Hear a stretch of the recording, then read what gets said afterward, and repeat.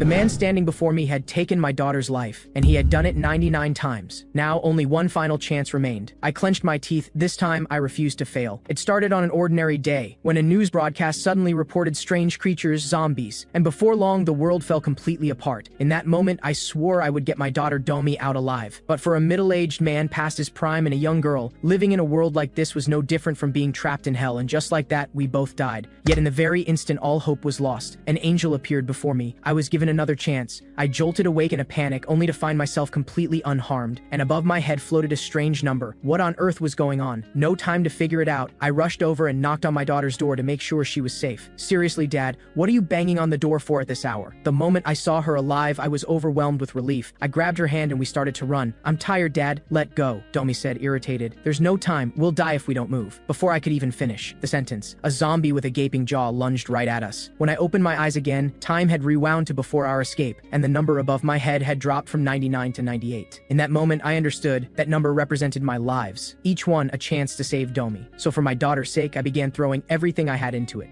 Even if it meant crossing lines no one should cross, for her I was willing to do anything. But eventually I finally came to understand, whether it was 100 times or 1,000, no matter how hard I fought, no matter how many times I conquered my fear for Domi's sake, there would only ever be one outcome: watching my beloved daughter die. And every time she died, I lost all will to go on. Every time I was reborn, I wept tears of despair. But I never let my daughter see me lose faith. Even if I fail hundreds of times, thousands of times, I will survive, and I will come for you. All you have to do is trust me, okay? So on the 99th life, I found the perfect refuge, a place guarded by soldiers from a military base and cared for by a medical team from a university hospital, a perfectly ordered sanctuary where conditions and luck came together. In the second to last life, I lived out my final years in peace there. I've been here for 40 years, Domi. Sorry to have kept you waiting. I had to be absolutely sure this was my last chance. Now I could say with certainty, as long as we could get here safely, we'd have a home. Dad is coming for you. I've replayed every detail hundreds of times over these 40 years, preparing for every possibility. Also, my daughter could survive to the end, and this time I would not make a single mistake. But when I pushed open the door this time, I was met with a sight that stopped my heart. Hundreds upon hundreds of zombies crowded right at our front door, something that had never happened in 40 years of rehearsals, not once across 10,000 runs. I froze completely, but this couldn't end here. I shoved my daughter behind me, and ignoring her cries, I bore the full force of the horde's bites alone. But nothing in this world is more agonizing than losing your own child, and that gut-wrenching pain, I had lived through it 99 times. The pain of death, I had long grown used to. So please, don't cry. Yet just as I thought it was truly over, a force erupted from deep within me. 100 times or 1,000, it didn't matter. I could die, but my daughter had to live. A tremendous power surged from my body, sending waves of zombies hurtling through the air.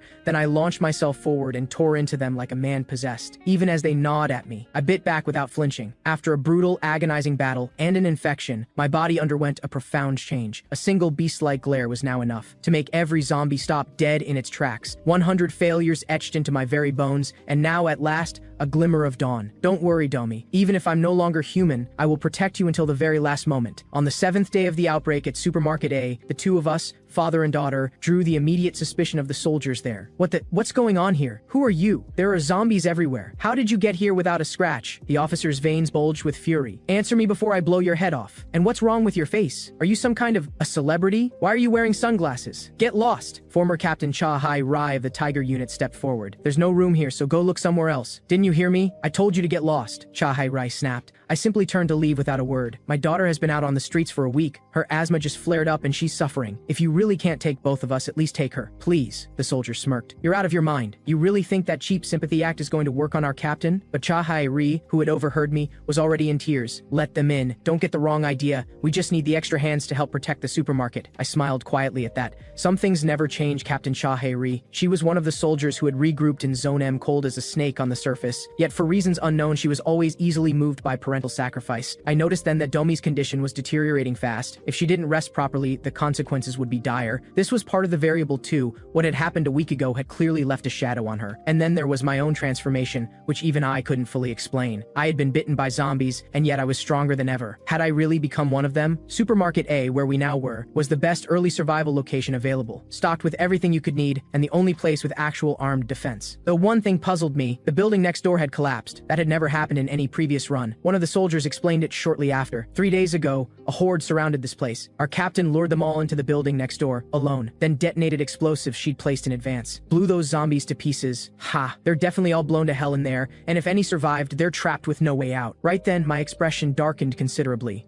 What's that look for? Don't tell me you think the zombies are going to crawl their way out of there? The next second, a massive zombie came crashing through the wall behind him, fists swinging straight at his head. Cha-Hai-Ri appeared just in time. Using her agility, she weaved around the monster's blows. All units, open fire! The soldiers unleashed a volley, yet it barely seemed to faze the creature. The provoked zombie swatted soldiers across the room in an instant. Cha-Hai-Ri, without a thought for her own safety, lunged forward to drag a subordinate out from under a lethal blow. Pull yourself together, she told herself. Focus. This isn't like 3 days ago. Recognizing the zombie's overwhelming strength, she immediately ordered the soldiers to fall back into the supermarket. I moved to call out to her, but she cut me off. Shut up. Run. And yet the moment I registered Domi's state, I charged straight at the zombie without hesitation. This one's going to feel good. Cha-Hai-Ri's plan was to lure the mutated zombie into the perimeter barrier outside the supermarket. Even a zombie couldn't break through that all at once, and in the meantime she'd find its weak point. But then she noticed a mass of civilians still on the ground floor. How is that possible? Hadn't they all been evacuated already? Left with no choice, Cha-Hai-Ri turned back to buy time for the evacuation. When she returned to where the zombie had been, only Domi was standing there. How are you the only one here? Did your father abandon you and run? She followed the direction the girl was pointing, and there I was, a towering figure throwing punch after punch into the zombie's body, one fist, then another, until it finally went still for good. The sight left everyone rooted to the spot. When it was all over, I stood there completely unscathed. I'm sorry, I said quietly. Dad couldn't keep the promise he made to you, Domi. Dad was just really scared of you getting hurt. Cha-Hai-Ri, badly shaken, raised her weapon and aimed it directly at me. Who exactly are you? My name is Ryu Min-suk, I said, without so much as blinking. Domi's father, and also a zombie expert. What? Cha-Hai-Ri looked completely lost. Seeing she wasn't convinced, I explained. After the outbreak, I conducted a thorough analysis of their weaknesses. Happy to have been of help. I look forward to working together going forward. I see. And you think I'm going to believe that? Explain yourself. That thing couldn't be killed by bullets. How did you take it down with your bare hands? And why are your eyes red? Answer me. Are you even human? My answer was simple. Guns absolutely can kill zombies. It was already badly wounded from the gunfire, greatly weakened. I just delivered the finishing blow. It was a mutant formed by 2 zombies merging, devastating attack power, but also extreme durability as a defining trait. That said, it had one weakness, its jaw. You just need to hit it with the force of a sledgehammer. As for my eyes, it's a congenital lack of melanin. That's why I cover them with sunglasses. Stares like yours make me deeply uncomfortable. Cha-Hai-Ri looked unconvinced but had no real counter. She suspected I was a zombie, but she had never seen a zombie protect its daughter before. You can come in, but I'll be watching you closely, Mr. Expert. 2 soldiers came over to check on their commander, only to get knocked flat by a kick from Cha-Hai-Ri. When a situation breaks out, evacuate everyone to the underground parking structure immediately. If that thing isn't dead, everyone in this supermarket is finished. Next time you make a mistake like this, don't wait for the zombies. I'll kill you myself. The soldiers watched her go with barely concealed resentment. Inside the supermarket, Domi let out a sigh of relief. How did you lie like that with such a straight face? My heart was practically jumping out of my chest.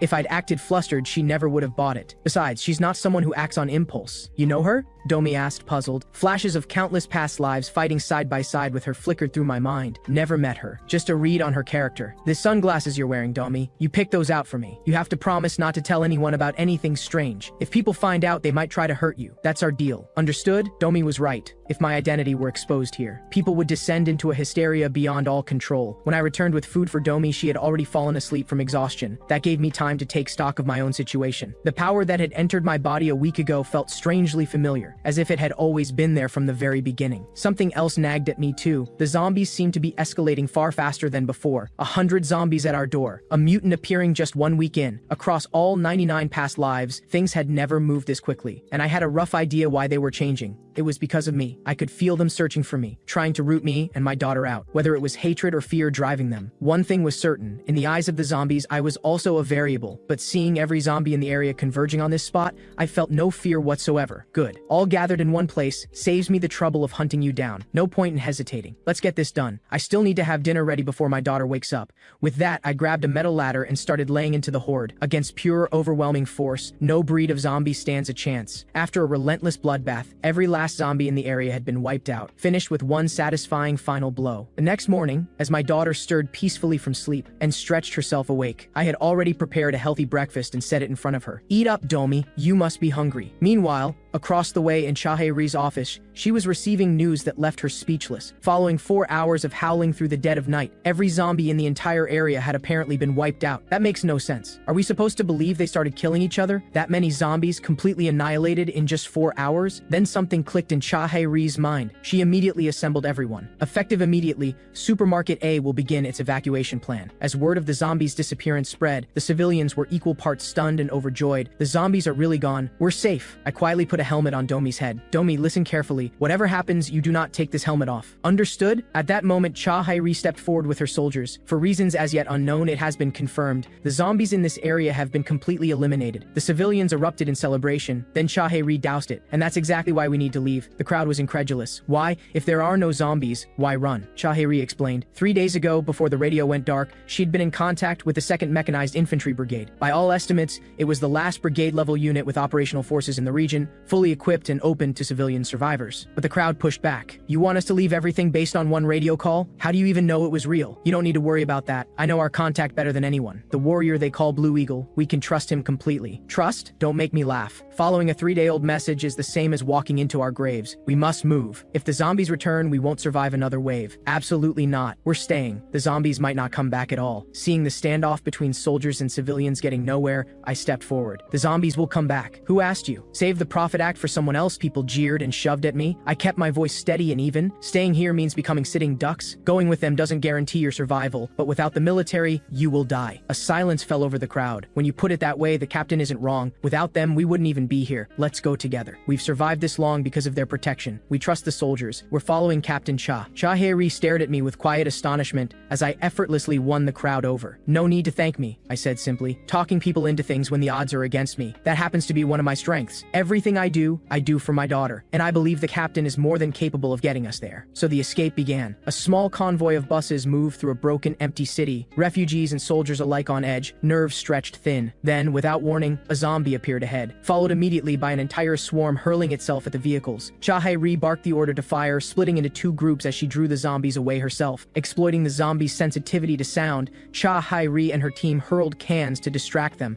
The trick worked perfectly, pulling the horde right to them. Just keep this distance, don't let them get close. But the numbers were far beyond what anyone had anticipated. With no other option, Chahe-ri ordered them towards Seongsam Bridge, using the zombies' indiscriminate nature against them. One sharp swerve sent dozens tumbling into the water, followed by a sustained barrage of gunfire. The zombies' third known weakness, the rear flank is virtually undefended. Then I burst onto the scene with a dramatic entrance, driving a road roller straight through the horde, crushing them flat. The brazen zombies tried to fight back, but against tens of tons of rolling steel, the attempt was nothing. On the other side of the convoy, Domi sat quietly, her mind heavy with worry. She thought back to the question she had asked me not long ago. Dad, why do you have to be the one to go? Because no one else can do what I can. I'll be right there beside you, don't worry. But what if the soldiers find out your secret? I told her not to worry. I'm just there to assist. Then, in that very moment, she watched my unstoppable form with wide, stunned eyes. A few stray zombies appeared at the roadside, trying to block our path. They were pulverized beneath the roller in an instant, completely obliterated. The rare warmth of a post-apocalyptic sun fell across the convoy, and we made it. We reached the 2nd Mechanized Infantry Brigade.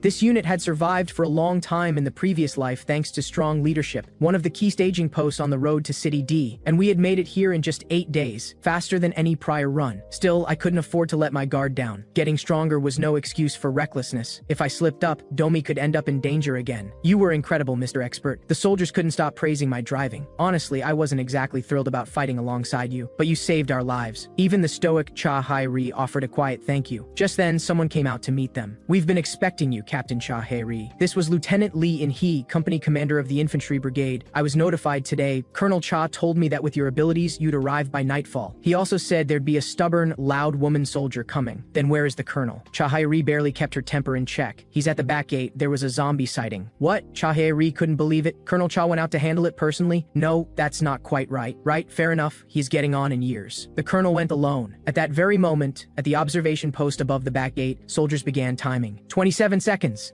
The colonel broke his own record. Colonel Cha Pong-ho smiled with quiet satisfaction. That's why they call me the infantry brigade's axe. That swing felt incredible. Sure enough, it was Brigade Commander Blue Eagle, Colonel Cha Pong-ho, standing with a battle axe in hand, commanding presence radiating off of him. Sir, maybe use a gun next time, and we're right here too. Getting bitten would be a real problem. The colonel laughed heartily. Me, bitten by something like this? You're joking. At my level, one glance glance is all it takes to read their combat capability. And what exactly is your combat capability supposed to do for me? Honestly, laughable. Ow, everything aches. They're not wrong when they say age catches up with you. Is it too much to ask that just once, something genuinely useful falls out of the sky instead of these dead weights? At that moment, the zombie behind him suddenly lunged, only to be reduced to dust under the approaching road roller. A battle-hardened man through and through, this was the first time I'd ever seen the Colonel show genuine shock. A man of his caliber could read a person's combat level at a glance. But I stepped forward right away with a greeting. Hello, my name is Ryu Min-sik. I came with Captain Shahei-ri. He didn't wait for me to finish. He swung his axe straight at my head. The two soldiers were stunned. Sir, you can't just attack a civilian. Then they fell silent. Because I had caught the axe with one hand, effortlessly. The brigade commander bellowed at the soldiers. Get back inside and trigger the red defense alert.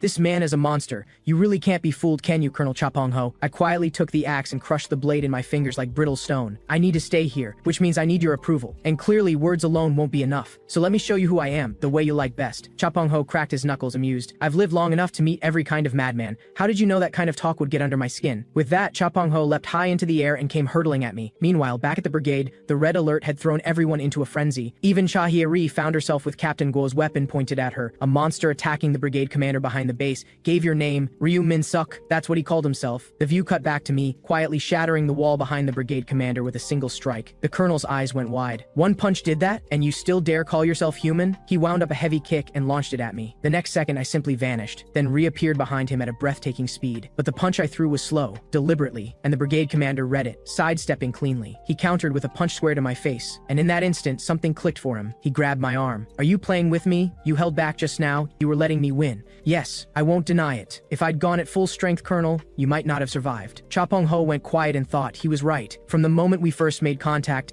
every single cell in his body had registered the overwhelming gap between us, which only deepened his confusion. So what's this all about? Why come to me? I need your protection, I said. With absolute sincerity, Chapong-ho burst out laughing. Spare me. What kind of protection could a creature like you possibly need? No, the one who needs protecting isn't me. It's my daughter, Ryudomi. Please, allow my daughter, myself, and the others who came with us to stay here. If you agree, I will do anything you ask of me. That night, in the civilian barracks, whispers about me ran through the room. Did you hear? They're saying he's a monster. I thought something was off back at the supermarket. His eyes were red, just like the zombies. Is he actually one of them? A dangerous man like you. Why would I ever trust you? The brigade commander challenged. And yet I was the one who volunteered for isolation. If you can't trust me, lock me up. Separate from everyone else. However long it takes, I will prove it. I'm not dangerous. Just then, a small face appeared at the prison window. Domi had come to visit her father. Domi, are you all right? She said the soldiers had been kind to her. The alert was lifted and she was allowed to come. The shelter was just so stuffy. I'm sorry, I told her. I promised I wouldn't do anything reckless, and then I went and broke that promise again, Domi.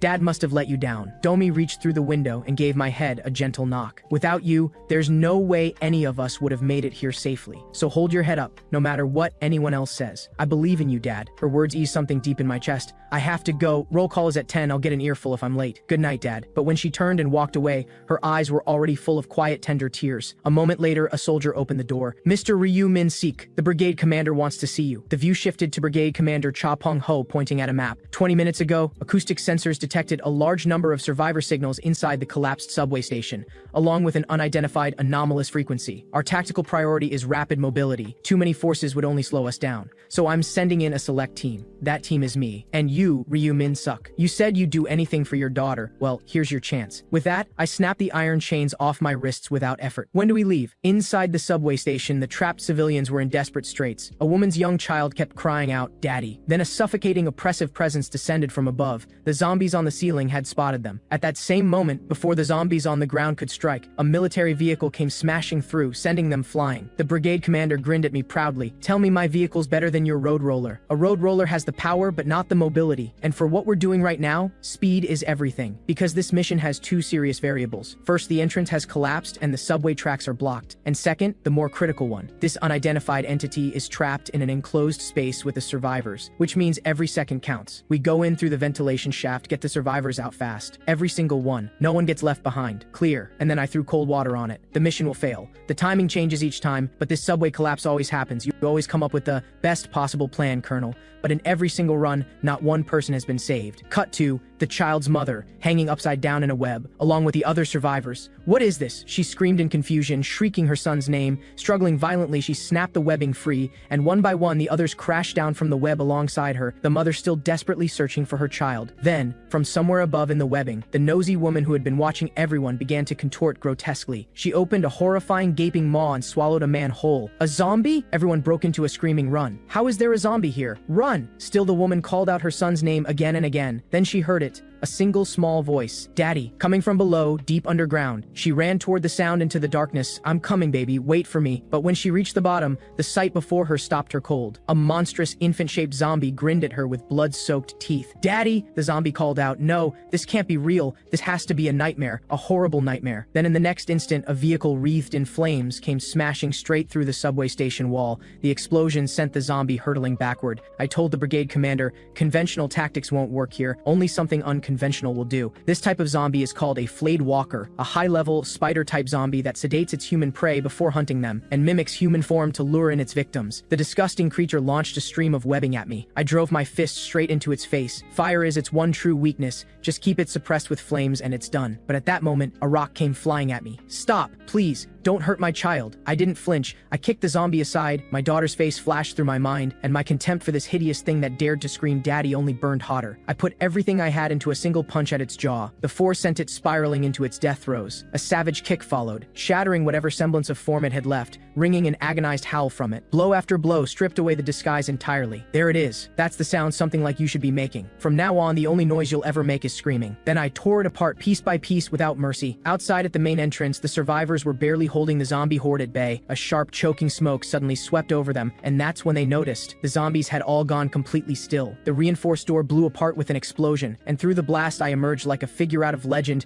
leading the survivors to safety. The subway rescue was a success. Total survivors recovered, 37. In a completely sealed, zombie-filled space with no way to avoid them. We had pulled out nearly 40 trapped people. It was nothing short of a miracle. And so, amid the cheers of the crowd, Domi's father, that is to say me, became the man who made miracles happen. This time, I would never let my daughter suffer even the slightest harm again. But that night, in a corner of the military camp, the zombie virus began to spread once more, while the survivors in the camp sang and danced, celebrating their victory. Brigade Commander Cha Pong-ho was in especially high spirits. "From the very first moment I met you, I knew you were destined for great things, but I never imagined you'd pull it off like this. I'm counting on you going forward." He let out a sigh. "A night like this calls for drinking until dawn, but I suppose we should hold back. If we're all passed out drunk, the ones who've already gone would be heartbroken. Let's raise a glass for the ones who've already left this hell behind." I drank quietly and let the question I'd been sitting on finally slip out. "Why haven't you asked me anything, Colonel? You never asked me why I was so certain the mission would fail. You never asked me why I turned into this kind of monster. Aren't you curious?" The brigade commander shrugged it off. He said he had no interest in stories. "In this hell, as long as you have the will to save others, you're one of us. You really haven't changed one bit, Colonel. But speaking of which, I do have one question," the brigade commander said, leaning forward. "You mentioned your destination is City D. With your strength, you could have been there already. Why come here?" "Because there's something I had to finish here first, and every time I've rushed ahead without thinking. Things have a habit of going badly." The colonel cut straight through it. "You're talking about your daughter, aren't you? I could see at the moment I laid eyes on you. In this world, the one closest to your heart and the one who gives you the most grief is always your child." Just then, Domi called out to me. "Dad, I'm heading back. I'm a bit tired today." So I walked her back to her room. Watching me go, the brigade commander couldn't help but murmur, "That boy's got the eyes of a young father. So gentle. But Ryu Min-suk, I'm not going to let you go easily. You're the only reason I can restart that great plan of mine." At that very moment, a soldier came rushing in, face drained of color. Something's happened. Meanwhile, on the way back with Domi, the brigade commander's words lingered in my mind and I found myself drifting. "Domi, I want to ask you something. Does it scare you, seeing me like this? Even though I've changed completely from how I used to be, would Domi still call me dad without a second thought? Domi, are you afraid of me?" "I am. I'm scared every single day. Scared that one day you'll turn on me too. But I don't want to keep pretending anymore. It's exhausting. So tell me the truth. Where is my real dad? You disgusting monster." "Thank God, it was just my imagination." Domi was gently holding my arm, a look of quiet worry in her eyes. "What's wrong? You looked so deep in thought just now." "Nothing, Domi. Oh, that cough of yours sounds pretty bad. Are you alright?" "I don't know. It just won't stop. I told you to dress warmer, didn't I?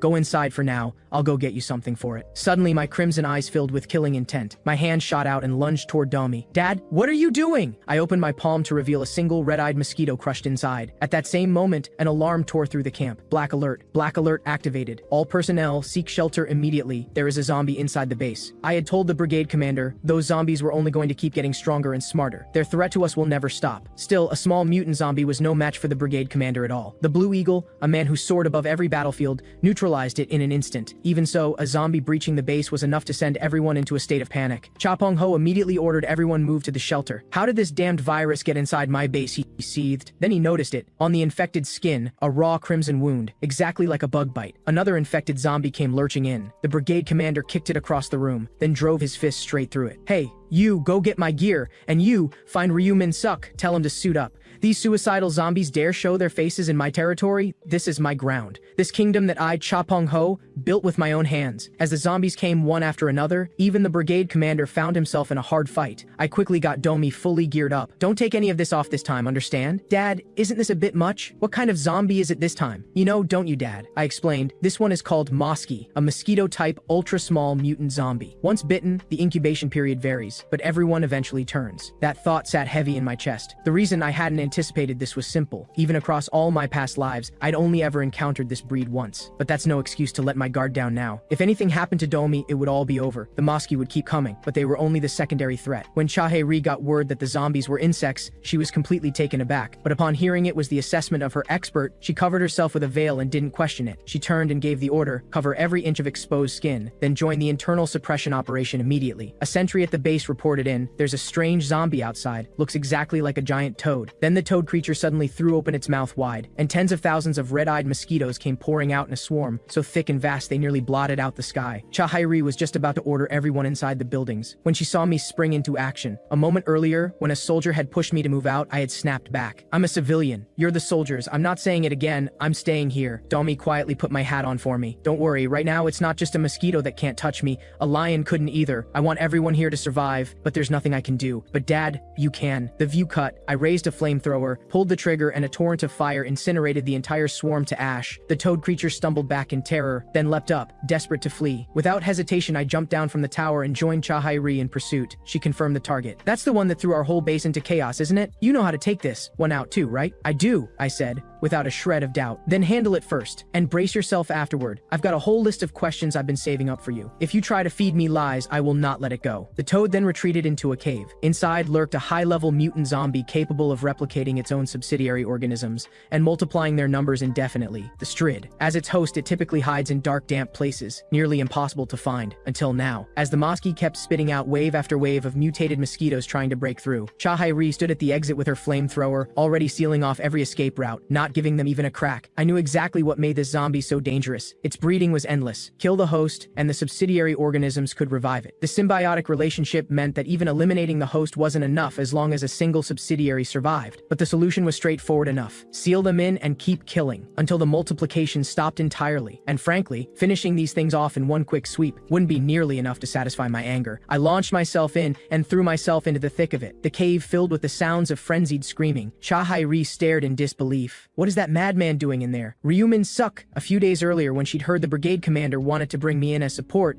she'd had the same expression. But the brigade commander had been dead serious about it. "Don't you understand yet? Ryu Min-suk isn't just the answer for our base. He's the answer for all of humanity." The next day, as the sunlight lit up the dust-caked rubble of the cave's entrance, a blood-soaked hand burst through the debris. After 18 hours of brutal, relentless slaughter, the Strid and its 720,000 subsidiary organisms had been completely wiped out. Meanwhile, the brigade commander had taken down over a dozen mutant zombies with his bare hands. Thanks to that, all the civilians had been safely evacuated. Took a few hits along the way, got a little hairy. I'm really not what I used to be. Then the brigade commander asked about me. Where did Min-suk go? Did he take out the toad body zombie? And when they saw me returning, victorious, the answer for humanity that the brigade commander had spoken of took on an entirely new meaning for Chae-ri. The next day, Chae-ri grabbed a soda and went to find me. She was seen pacing back and forth, rehearsing exactly what tone to use when handing it over, and ultimately came to the conclusion that she simply couldn't pull pull it off naturally. Ugh, I'm losing my mind. How do I make this look casual? Fine, I'll just go say hi. Min Seok did save our base after all. As luck would have it, she spotted me already talking with the brigade commander. Perfect. With 3 people it won't be awkward. I'll just hand it to him and leave. That was the plan, until she heard what I was saying. I mean exactly what I said. Tonight, Domi and I are leaving. The brigade commander looked genuinely pained. I always knew you were headed for City D, and I can't stop you. But why so suddenly? If something worse than the Strid shows up now, this entire base is done for. Can't you stay just a little longer, until we're stronger? I shut it down flat. Why should I? Why would I put myself through all that for the people here, whether they live or die? Has nothing to do with me. Cha Hairi's expression hardened. Are you serious? Dead serious. The only person I care about is Domi. What happens to the rest of you is none of my concern. Cha Hairi stormed off without another word. It all played out exactly as I expected. I had said it deliberately for her ears specifically. In earlier lifetimes on the supermarket route,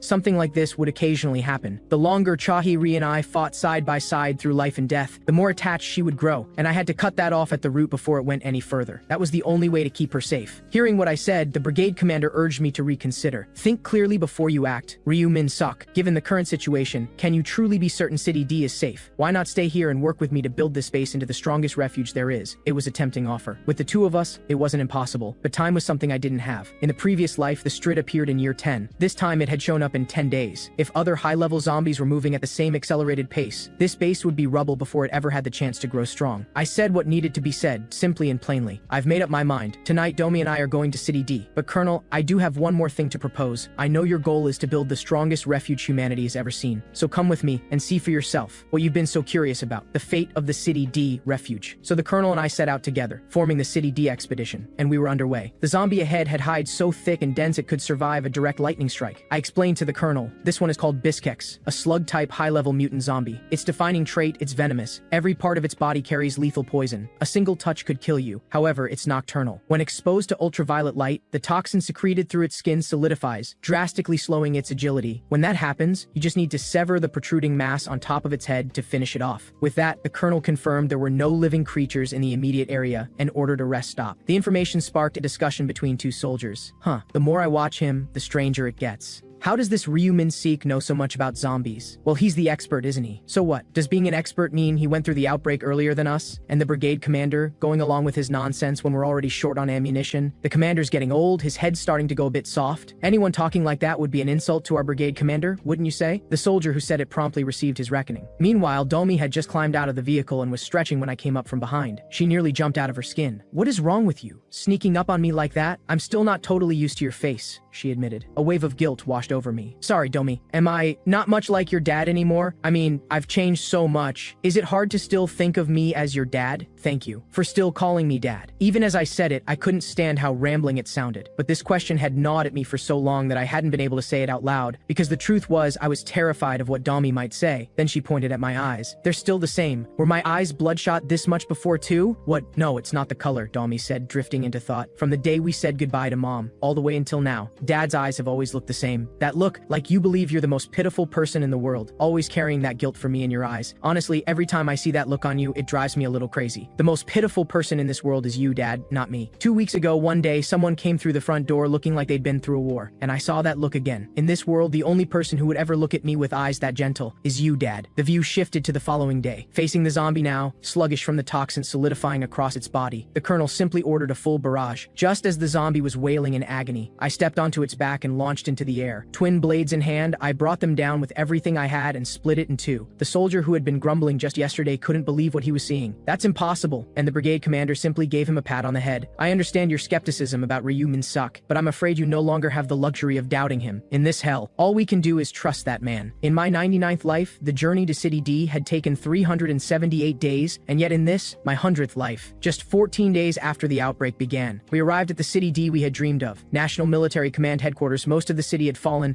but City D alone had held. Not only had they endured 3 straight days of assault, they had successfully defended themselves. And when we arrived, every single one of us was stunned. Even the Colonel. who had seen everything, stood there with his mouth open. Min-suk, this City D of yours looks nothing like what I imagined. This is so much better than anything I pictured. Now I finally understand why you've been thinking about City D this whole time. This completely blows away my expectations. A city this intact, still standing like this. Honestly, my heart is pounding just looking at it. But my own expression was dark and tightly guarded. Something is seriously wrong here. In my memory, after the outbreak, every city across the country had fallen without exception, City D included. Then City D began fighting back and gradually expanded its territory. By the time I successfully arrived, they had managed to hold 3 districts. But right now, they were holding far more than that. And with only 14 days having passed, it was deeply unsettling. Something inside me was screaming, the instinct of 100 reborn lives whispering a warning. I grabbed Domi's arm quickly. Domi, listen to me. From this moment on, you do not leave my side. Not for a second. Understood? Just as the colonel was preparing to give the order to enter City D, one of his soldiers stepped forward with a report. You know that enormous open plain we passed on the way here? I noticed something strange, what looked like massive lines drawn intentionally into the ground. They were too large to make out with the naked eye, so I thought it was odd and got the drone up to take a look. And this is what I found. I rushed over and grabbed the tablet out of his hands. What I saw on the screen left me completely speechless, because the image on the ground was unmistakably the angel goddess, the very being who had given me the chance to be reborn. In that moment, I still didn't know the source of the dread that had settled over my heart, nor could I know what kind of storm was waiting to receive us in the City D I had longed for across 100 lifetimes. Just then, inside City D's expo tower, a voice of authority rang out, "Bring them in. Not a single one is to be lost." That night, City D erupted in speeches and celebration. 2 weeks ago today, we were like candles trembling in the wind. We had lost our loved ones, our friends, and with them every last shred of hope and joy. And then, he appeared before us. He is Baek Do-hyun. At the name, the citizens of City D erupted into absolute frenzy. He really came. Baek Do-hyun is here. Baek Do-hyun began to speak, slowly and deliberately. We are facing a crisis the likes of which humanity has never seen. This is not only our crisis, it belongs to all of mankind. But we survived. Swept up in the fever of his words, the crowd descended into even wilder celebration. My dear citizens of City D, do you think our survival was merely an accident? We are the last embers, the hope that has been rekindled from the ashes. Baek Do-hyun, we've survived because of you. Baek Do-hyun struck his chest. I give you my word. I will never let this final ember go dark. Even if I must burn myself, I will protect this city until the very last moment. Baek Do-hyun, Baek Do-hyun. The crowd completely lost themselves, the chanting crashing like waves.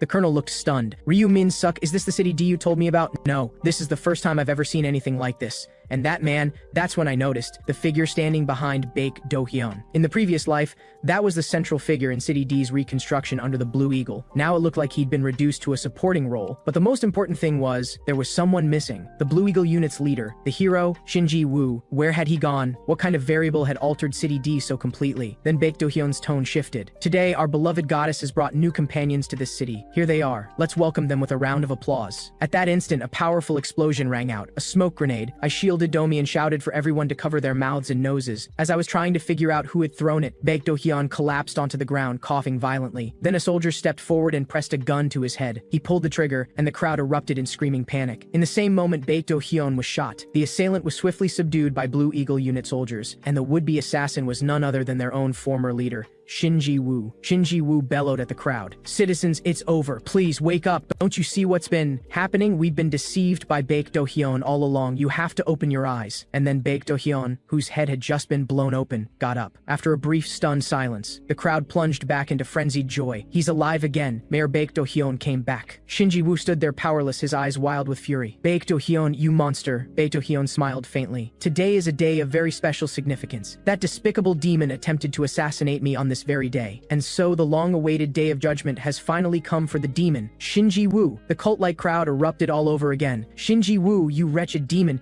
Did you really think our mayor Baek Do-hyun could be brought down by someone like you? Execute him! Execute him! The chant shook the air. Baek Do-hyun raised a hand and the crowd fell quiet. My dear citizens of City D, thank you. The reason I was able to rise after death is because each and every one of you was with me. You are the true citizens of the City of Miracles. The dragon goddess descends upon our hearts. The last ember is a flame that will never be extinguished. City D forever. Long live Mayor Baek Do-hyun. For a very long time, a question had lived somewhere deep in my mind, after going through something so inexplicable, and emerging as an entirely different kind of being, unrecognizable from before. Was I truly the only one? That overwhelming sense of dread I had felt upon arriving at City D. Every single thing I'd experienced up to this moment, it was like a complex puzzle, its outline only now beginning to emerge, slowly delivering the truth toward me. Baek Do-hyun, that man, was a zombie just like me. Let's get out of here, one of the soldiers said, already heading for the expo tower exit. Brigade commander, we should get back to base. Something is very very off about this place. The infrastructure here is incredible. The electrical lines, the plumbing, all of it, remarkable. But the people here are not right in the head. And that mayor, the lunatic in the white suit with his eyes hidden, he's the strangest of them all. That whole getting shot performance almost made me physically sick. All of it was staged. The black-haired man was in on it. I saw the whole thing. When that man in black put the gun to his head, that lunatic Baek Do-hyun was smiling. Collusion, deception, manipulation, all classic staging techniques. And tomorrow there's some kind of execution ceremony. Who knows what show that'll turn out to be. Either way, we'd be better off not getting tangled up in it. Hearing that, Cha Pong-ho's expression darkened. He sent everyone else out and called me in alone for a private conversation. He got straight to the point. Tell me, is Baek Do-hyun the same kind of creature as you? I said from the start that I can tell at a single glance. That lunatic, one look and I could see he's not human, same as you. Did you know this and bring us here on purpose? Did you plan this with Baek Do-hyun to set us up? No, absolutely not. Making an enemy of you would mean Domi's safety could never be guaranteed. Baek Do-hyun is just as much a variable to me as he is to you. Cha Pong-ho stood up at that. Then I've reached my conclusion. Let's go, back to base. I have faith in what I built, but the longer we're away, the more I worry. City D's infrastructure is undeniably impressive, and my dream has always been to restore humanity, to restore this country. This place is better suited than anywhere else to become humanity's first city of rebuilding. But the City D that stands before us now, shrouded in this kind of fanatical atmosphere, there's no saving it. And that is a genuine shame. Like the soldier said, the longer we stay, the more trouble we'll find ourselves in. Let's go back. I agreed without hesitation. The next day, I appeared as planned at the Expo Science Park where Baek Do-hyun was based. Hello, my name is Ryu Min-suk. I'd like to visit the mayor, so I made my way here. Two soldiers immediately blocked my path. I'm afraid we can't let you through. Please return to your designated quarters. You may not be aware, but Mayor Baek Do-hyun doesn't accept visitors. In that case, could you pass along a message for me? If he hears it, he'll want to see me. I have no doubt about that. Baek Do-hyun's voice came softly. Very well, Citizen Ryu Min-suk. What is it you'd like to say to me? You've already heard it, and it's because you heard it that you let me in, isn't it? The previous night I had warned the brigade commander. I agree with leaving, but they're not going to let us go quietly. This place is essentially one enormous cult, which means they will react with extreme hostility to anyone trying to leave. I know exactly how violent groups like this can become when pushed to the edge. If it comes to that, we could end up seriously hurt. Some of us might even die. And if Baek Do-hyun is the same kind of being as me, my very existence will make him deeply uneasy. Baek Do-hyun's expression in front of me was thunderously dark. Say it again. Make it clear. I replied without a hint of agitation. I am, like you, someone chosen by the goddess. So you're claiming to be a proxy, just like me, Baek Do-hyun? I gave a small smile. That's right. Is that so? Baek Do-hyun surged forward and slammed his hand down on top of my head.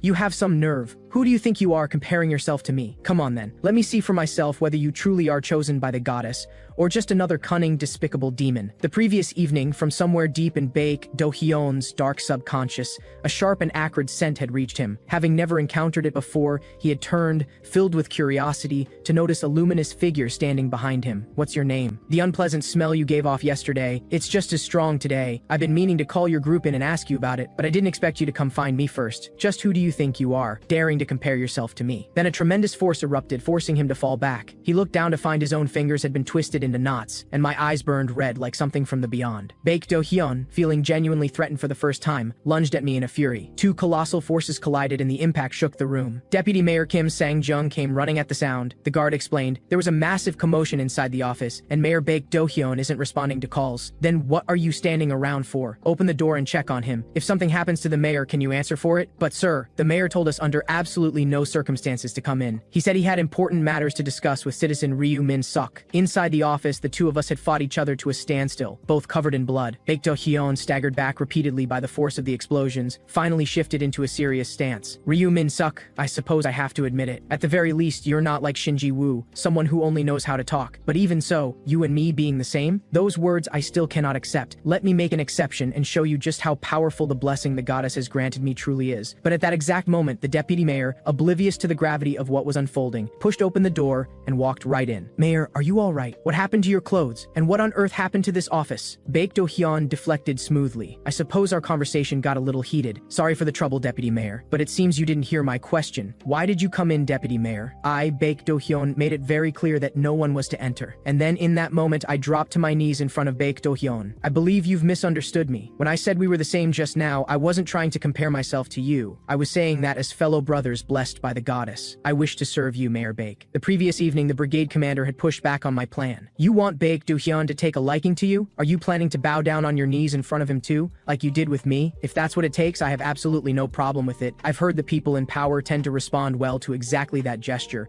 and gaining Baek Do-hyun's favor is the only way we're going to walk out of City D without trouble. An existence powerful enough to threaten you pledging their loyalty to you. That's a proposal no one turns down. But Baek Do-hyun looked unmoved. You're deceiving me. You want to earn my favor, gain my trust, protect your people, and then drive a blade into my back. Did you honestly think a clumsy lie like that was going to fool me, Baek Do-hyun? I gave a small smile. And so what if I am? What does it matter if I'm lying to you? If I betrayed you, I'd fail in the end either way. You already suspect me, and your strength is beyond mine. What matters most to me is the safety of the people I came here with. I would never do anything to put them at risk. So tell me, do you still think I'm lying to you? One and only chosen representative. Baek Do-hyun broke into a slow smile. The more I listen to you, the more I find you oddly to my liking. Very well, Baek Do-hyun will take you in, citizen. Your companions will be protected, and I'll make a special exception to allow you to serve at my side. As it happens, the deputy mayor position has just opened up. For my daughter's safety, I was willing to serve under a zombie's command, but earning his trust required passing a test, and that test was burning the hero Shinji Woo alive, in front of everyone. In the plaza, the crowd was chanting, "Execute him! Execute him!" At the center of the square, the pyre stood ready and the prisoner had been hoisted high. Domi turned to the brigade commander. Where did my dad go? No matter how many times I asked, nobody would answer me. Did something happen? The brigade commander clenched his jaw and quietly ordered one of his men to take Domi somewhere out of sight. Then, under the roaring cheers of the crowd, the execution ceremony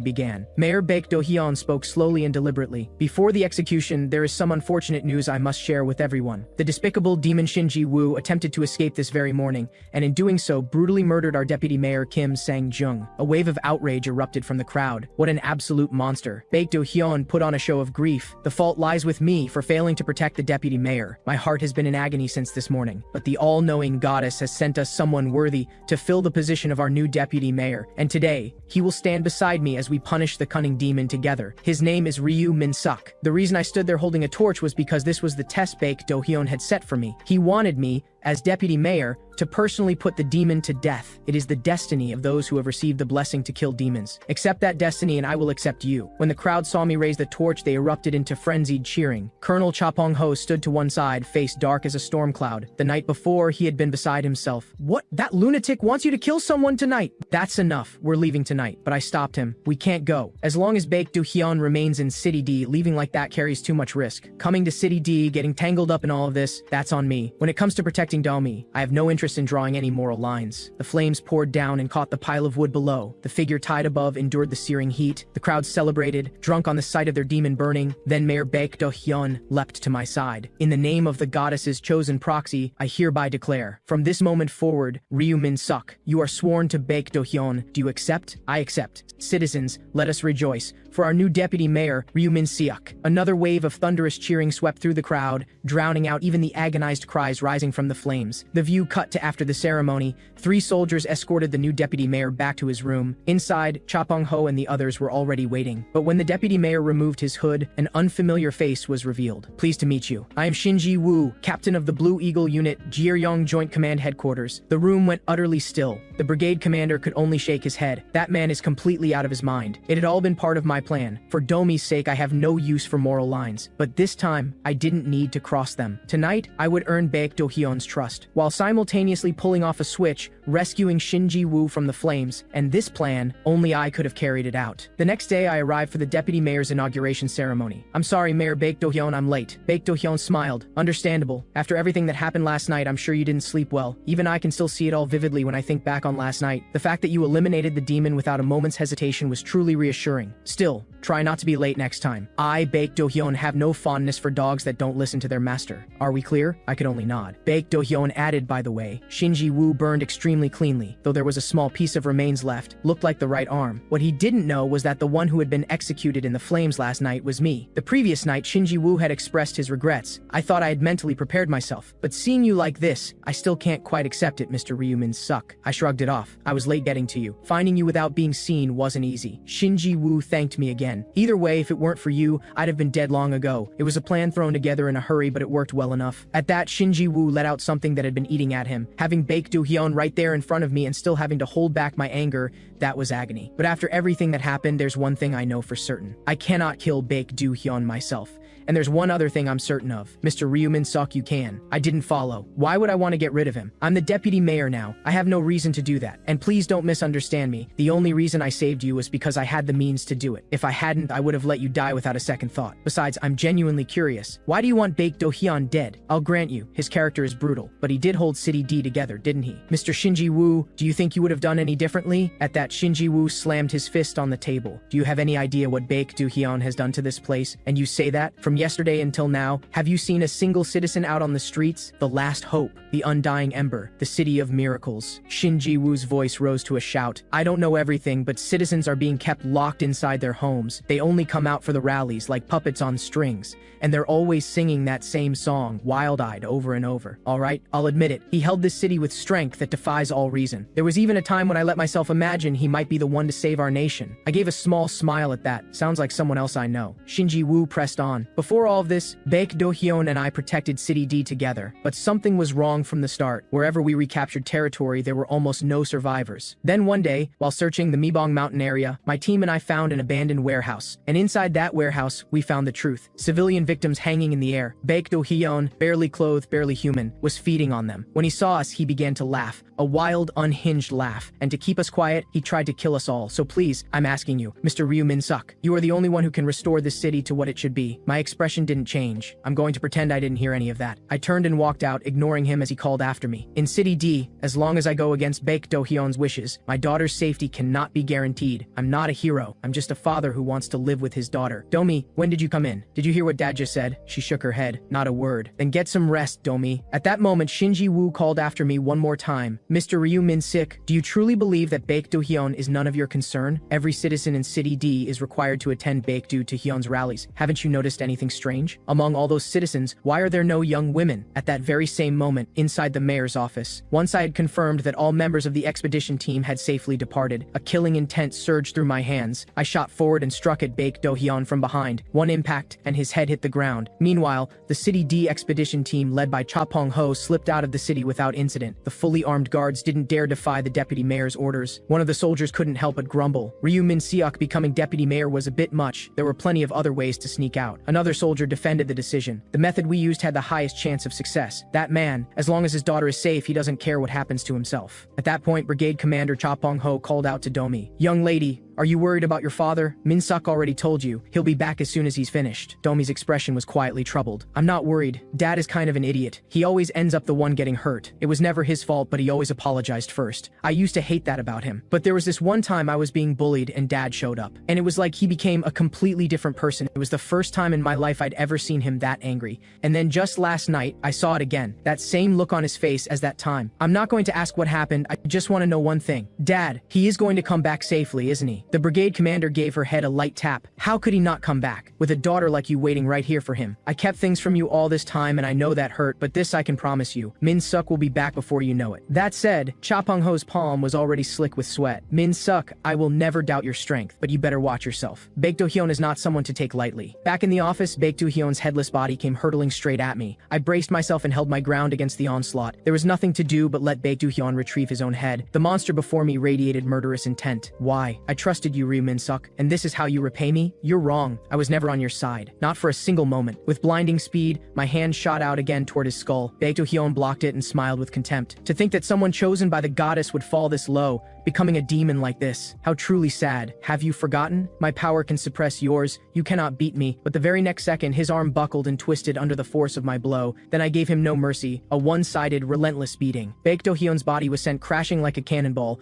When the dust cleared, half of him was an absolute wreck. I gave him no moment to breathe. I came at him again like something out of a nightmare. The sheer speed of it filled Baek Do-hyun with genuine terror. He scrambled back frantically. Wait, I haven't fully recovered yet. But one of his legs was already wrenched clean off. This is impossible. The last time we fought, you could barely bend my fingers. How could you have become this strong in so little time? What he didn't know was that last time I had been deliberately holding back. But this time, for the sake of my beloved daughter, there was only one way this ended. Right here, right now, I finish you, Baek Do-hyun. Seeing death rushing toward him, Baek Do-hyun fell into a panic and began to beg. Then Then a group of soldiers burst in at the worst possible moment, and in that split second of distraction, Baek Do-hyun dodged the blow. "Deputy Mayor, what are you doing? Mayor Baek Do-hyun, are you alright?" Before the words were even out, Baek Do-hyun had grabbed both soldiers by the head, then he opened his jaw wide. I lunged forward to stop him, and was sent hurtling backward by a massive force. I barely steadied myself after the blast. When I looked up, Baek Do-hyun had dropped all pretense. The hideous true face of the zombie he was lay bare. "This is absurd. I took you in. I turned you from nothing into someone, and yet you dare say you'll finish me? Then try. I, Baek Do-hyun, will show you just how deeply the goddess loves me." Before the outbreak, Baek Do-hyun had been the leader of a religious cult. His name carried the meaning: pure, righteous, wise, and benevolent. He had declared himself a god, a being unlike any other, all-powerful and above all things. "Worship me. Follow me. I, Baek Do-hyun, will save you all." But when the outbreak came, he fell apart instantly. His followers pounded desperately on his door. "Baek Do-hyun, the people outside have lost their minds. It's chaos. Is this the end you prophesied? Then please, save us." When no one answered, they broke the door down, and found the great cult leader Baek Do-hyun frantically stuffing cash into a bag. Ignoring the stunned faces of his followers, he bolted for the exit. "Baek Do-hyun has been embezzling funds. He's running. Stop him. Let go of me. I am Baek Do-hyun." No matter how much he screamed, no one cared anymore. His former followers had decided to burn him alive. The god is enraged. The heart of cult leader Baek Do-hyun has been taken by a demon. The dragon goddess is furious at his wickedness. We must gouge out his treacherous eyes and burn his filthy body to ash to appease the goddess's wrath. In the flames, Baek Do-hyun wailed, "Please, someone save me. It burns. Won't someone help me?" And just as all hope was gone, a golden radiance from the goddess burst forth. The blinding light froze everyone in place. Then Baek Do-hyun stepped out of the fire, eyes blazing crimson, his form terrifying beyond reckoning. "I, Baek Do-hyun, am the chosen one, blessed by the gods, capable of anything." Now the Baek Do-hyun before me lowered his body slightly, and in a single instant his blood-red hand was already at my face. Both speed and power had jumped several levels. I could do nothing but evade, but his speed was now beyond mine. There was no longer anywhere to run. That hit landed hard. Baek Do-hyun's assault didn't let up for a second. Massive force cratered the ground beneath us. Unable to dodge, I took another direct blow. I tumbled hard across the floor before barely coming to a stop. Seeing me down, Baek Do-hyun couldn't help but sneer. "Is that all you've got? Did you really think this little amount of strength could compete with the love I've been given? I'm disappointed, Ryu Min-sek. So that's how it is. Only now do I understand why the goddess sent a demon like you before me. It was so I could pass judgment on you, for the sin of insulting the goddess's blessing. Because the goddess trusts only me, Baek Do-hyun, the great dragon goddess. Please forgive my ignorance for only realizing it now. I will make that cunning demon and his blood-tied child suffer until they beg for death." With that, he launched himself at me to deliver the final blow, but I wasn't afraid. Every bit of this was exactly what I had planned for. The next second, a blinding white light blazed from the top of the building. Shin Ji-woo had activated the lights right on schedule. 6 enormous floodlights blazed directly into Baek Do-hyun's face, and immediately Baek Do-hyun crumpled to the ground, completely overwhelmed. "Photopic disturbance," I said slowly. "Due to congenital or acquired damage to the optic nerve, the affected individual can only perceive the outlines of moving objects through their vision. While their light sensitivity is far more acute than a normal person's, their ability to recover their field of vision is several times slower. For someone like this, the greatest danger is intense light." Blinded and flailing, Baek Do-hyun swung wildly. "Spare me the lecture. Shut your mouth and get out here where I can reach you." The intense light had already begun affecting his nervous system,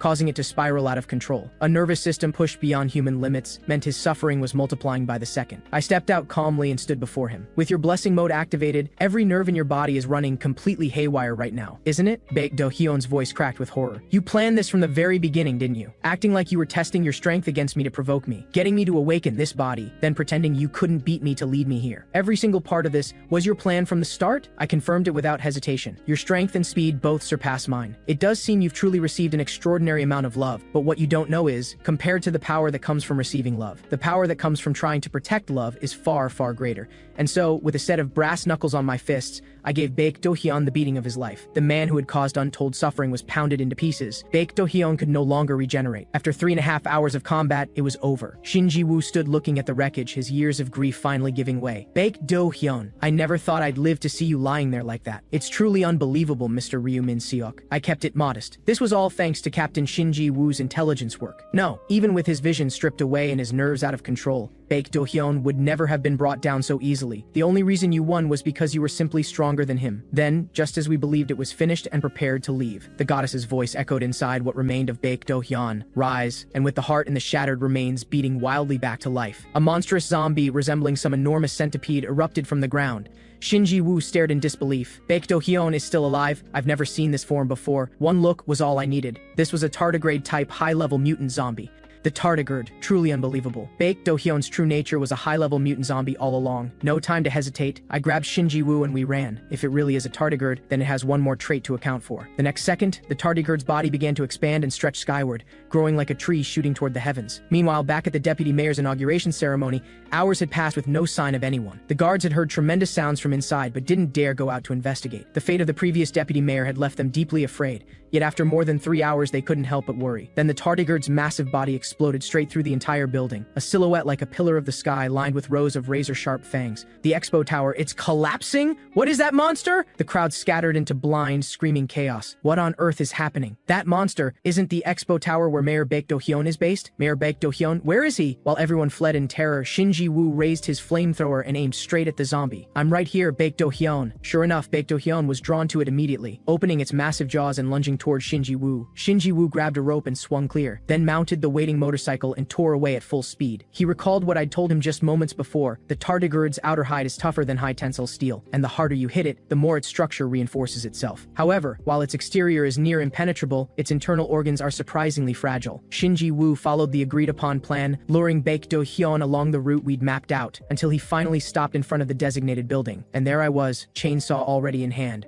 waiting. The moment the monster opened wide, I gunned the chainsaw, and at exactly the right instant, I jumped straight in. In just a moment, the chainsaw tore upward through the creature from the inside out. I threw every bit of force I had into it. Blood erupted from the zombie in a torrent. The creature, dozens of meters in length, began to split apart from the head down. A sharp, terrible sound rang out alongside its dying wail, and the body cleaved into two massive halves. I burst free from inside the zombie like something sent from above. The sight left everyone frozen, Domi included, and as Baek Do-hyun finally detonated into fragments, City D was declared reclaimed from the zombies, but the citizens had yet to recover from their shock. Where did Mayor Baek Do-hyun go? What just happened? And what was that monster? The building Mayor Baek Do-hyun was in collapsed. Was the mayor killed? Can someone please explain? The crowd began calling out, Mayor, are you out there? Mayor Baek Do-hyun, please don't leave us. In response to their calling, a barely audible sound rose from the remains of Baek Do-hyun. Can you hear them? Do you hear what I mean to them? Even I was taken aback. You're still alive. You are remarkably stubborn. I will never die, even if this flesh rots away. As long as every person in the city holds me in reverence, I will live on within it. I stepped down and placed my foot on what remained of him. Still this foolish, even at the very end. Have you forgotten already? There's one person in all of City D who does not bow to you. Before the words were finished, a video of Baek Do-hyun's murders began playing across the giant screen. It hit the crowd like a sledgehammer. Their entire world tilted on its axis. This is real? That can't be right. This is impossible. Mayor Baek Do-hyun was this kind of monster all along? Wait, the one up there, the soldier who just took down that creature, isn't that Shinji Woo? But didn't Shinji Woo get burned alive last night? One impossible revelation after another. It was a lot for the citizens to absorb. Then Shinji Woo's voice rang out, fierce, clear, and without a shred of doubt. It was everything Baek Do-hyun was not, and as understanding washed over them, the citizens began to raise their hands one by one. Fists rose into the air across the crowd as they erupted in cheers. City D was finally truly free, and I delivered my last words to what remained of Baek Do-hyun. Baek Do-hyun, City D is about to begin again. No one will remember you, not a single person, because controlling people's will can never match the strength of protecting it. Go watch from hell and see for yourself. With that, ignoring his furious screaming, I ground him beneath my foot until there was nothing left. Once Baek Do-hyun was confirmed dead, City D began to rebuild. His shadow still lingered in the corners of the city, but everything was returning to what it should be. As long as the city followed Shinji Woo's lead, it would find its hope again. Colonel Cha Pong-ho returned a little later than planned, but the brigade had held firm against every zombie assault in the meantime. Everyone to the training ground. Starting today, our brigade begins large-scale mobilization. I stood looking out at the hopeful evening sky, and for the first time in a long while, I smiled. It had been anything but a straight road, but I had done it. My beloved daughter and I had finally made a home in City D, though after everything that had happened, I had come to face an uncomfortable truth. In this life, no matter how fortified the refuge, as long as zombies still walked the earth, Domi's future could never be completely safe. So there was only one path forward. Just you wait. Everything that threatens my daughter will be eliminated. Every last thing. With City D as my base, I will hunt down and destroy every zombie left standing across this entire country. Not long after, at a dam in one of City D's districts, as citizens watched in terror, a massive creature broke the water's surface, its crimson eyes gleaming through the dark.